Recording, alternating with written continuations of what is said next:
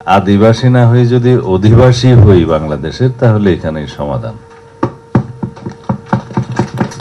এবং জুলাই চার্টারের কথা বলেছেন আমার কয়েকজন ভাই, সার্জিস আলম এবং আরো অনেকে, এবং বলেছেন গণরায়ের প্রেক্ষিতে।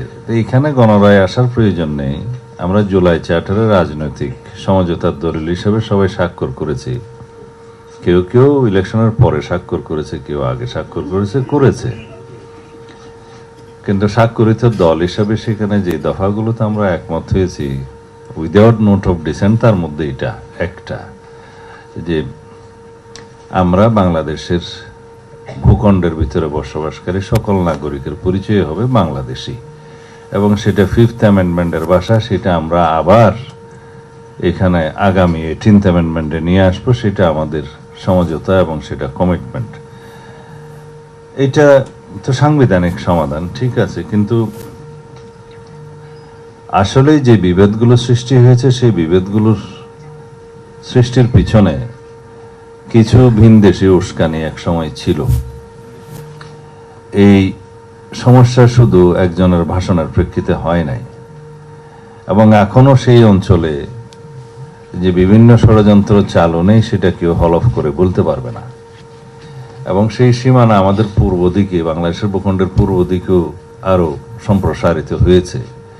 সেটা বিভিন্ন আন্তর্জাতিক মহল তাদের বিভিন্ন স্বার্থে তারা সেই পরিকল্পনাগুলো করছে।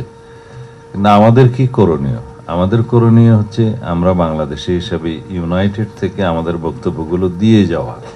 এখন কথা হচ্ছে আমাদের এই পার্বত্য অঞ্চলে এই দাবি এবং তাদের সাথে দেশের অন্যান্য অঞ্চলে অন্যান্য উপজাতি বা ক্ষুদ্র নৃগোষ্ঠীর কে সাথে নিয়ে এই দাবিটা উচ্চারণ করার মধ্যে এবং তাদের পিছনে কি কারণ থাকতে পারে, সেই কারণগুলো আমি এখানে আজকে উদ্ঘাটন করতে চাই না। আমাদের সামরিক বাহিনীর সিনিয়র বন্ধুরা যারা এটা রিসার্চ করেছেন তারা বলেছেন।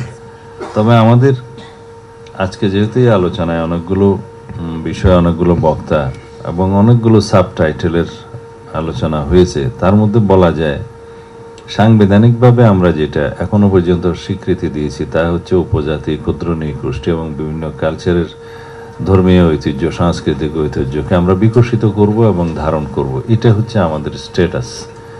কিন্তু পিছিয়ে পড়া জনগোষ্ঠী হিসাবে আমাদের সমতলের ভূমির চাইতেও নারী, শিশু এবং পিছিয়ে পড়া জনগোষ্ঠীর ক্ষেত্রে কিছু কিছু রাষ্ট্রীয় সুবিধা দিয়ে আছে, সেটাও বিভিন্ন দেশে থেকে থাকে। আমাদের পার্শ্ববর্তী দেশেও সেরকম শিডিউল কাস্ট সহ অন্যান্য পিছিয়ে পড়া জনগোষ্ঠীর জন্য কোটা রিজার্ভেশন থাকে এবং অন্যান্য সুবিধাদি থাকে। সেটা জাতীয় রাষ্ট্রের মধ্যে একটা মানে বিকাশের ক্ষেত্রে সমতা পাওয়া যায়, সেই জন্য এটা রাষ্ট্রীয় সুবিধা। সংবিধান সেই স্বীকৃতি, সেই সুবিধাটা দিয়েছে, তো সেই হিসাবে তারা সেই সুবিধাটা পায় এবং দেখা যায় কালের বিবর্তনে তারা সেটা পেতে পেতে হয়তো একটা জায়গায় সমতার মধ্যে চলে আসবে। আমরা কেন নদীর অববাহিকায় বসবাস করলাম, কেন আর একজন পাহাড়ি জনপদে বসবাস করলো, সেটার ভিত্তিতে তো কোনো ন্যাশন স্টেট হতে পারে না।